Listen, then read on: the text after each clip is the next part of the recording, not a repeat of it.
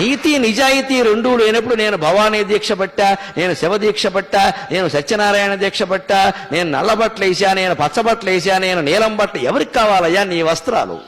నీ వేషాలు ఎవరికి కావాలి? నీ మొక్కుబళ్ళు ఎవరికి కావాలి?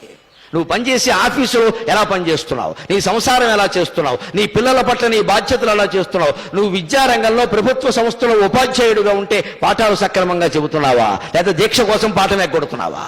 దీక్ష కంటే కూడా పాఠమే ముఖ్యం. ఎందుకంటే అక్కడ జీతం తీసుకుంటున్నాం మనం ఖచ్చితంగా. ఒక నేరస్తులలో దీక్ష పట్టిన వాళ్ళు ఉంటున్నారు అంటే దేశం ఏ స్థాయికి వెళ్ళిపోయిందండి. ఎంత సిగ్గుగా ఉంటుందండి. స్వామి భక్తులుగా, శబరిమల భక్తులుగా మనకి ఎలా ఉంటుంది అది? అయ్యో, దీక్ష ప్రభావం ఏం లేదా? అక్కడ ప్రతి పడవ మీద మీరు గమనించండి, 20 మంది ఎక్కేది, 30 మంది ఎక్కేది అని రాసి ఉంటుంది. అంతకంటే ఎక్కువ ఎలా ఎక్కిస్తామండి? డబ్బుల మీద ఆశే కదా. వేరే పర్మిట్స్ ఎలా తీసుకుంటామండి? డబ్బుల మీద ఆశే కదా. ఇచ్చేవాడు ఎలా ఇస్తాడండి? లంచం మింగేసే కదా. మరి అందరం భక్తులే. రేపు ముక్కోటి ఏకాదశి నాడు మీరు చూడండి, తిరుపతి పట్టదు, శ్రీశైలం పట్టదు, భద్రాచలం పట్టదు, దేశంలో ఏ గుమ్మమో పట్టదు, మొత్తం అందరూ అక్కడే ఉంటారు. ఆ రోజు మహాపుణ్యం చేసిన పాపాలన్నీ పోతాయి. అంటే అన్ని పాపాలు చేశాడు అన్నమాట ఈయన. అసలు ముందు వీడిని పాపాత్ముడి కింద గమనించాలి. ముక్కోటి ఏకాదశి నాడు పని కట్టుకుని గుళ్ళో గెడుతున్నాడంటే ఇంత పాపాత్ముడు ఇంకొకడు లేడు. పాపం చేయని వాడు వెళ్లాల్సిన పనిలా, వాడు ఇంటో వాడు ఉంటాడు ఖచ్చితంగా. నేను ఏ పుణ్యక్షేత్రానికి,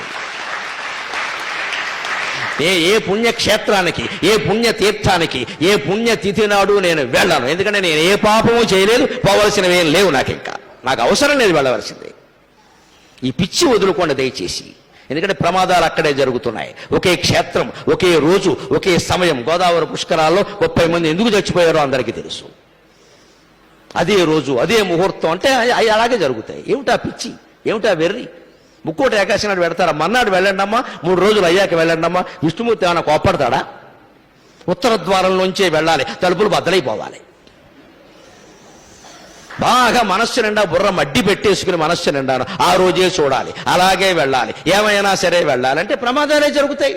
చివరికి ఏమవుతుంది? ఈ ప్రమాదం వల్ల హిందూ ధర్మానికి నష్టం. దేవుడి మీద దుష్ప్రచారం జరుగుతోంది. ఇతర మతాల వాళ్ళు అరుసుగా తీసుకుంటున్నారు. మీ మతంలో ఏం జరుగుతుందో చూడండి అంటే వాళ్ళకి జవాబు చెప్పలేకపోతున్నాం మనం. అంచేత పుణ్యక్షేత్రాలు, తీర్థాలు, పుణ్యతిథులు ఇవేవి ముఖ్యం కాదండి. శరీరాన్ని మించిన క్షేత్రం లేదు, మనస్సును మించిన తీర్థం లేదు. సత్ప్రవర్తన కలిగి ఉంటే నువ్వే ఒక పుణ్యక్షేత్రం, నీకు నువ్వే ఒక పుణ్యతీర్థం.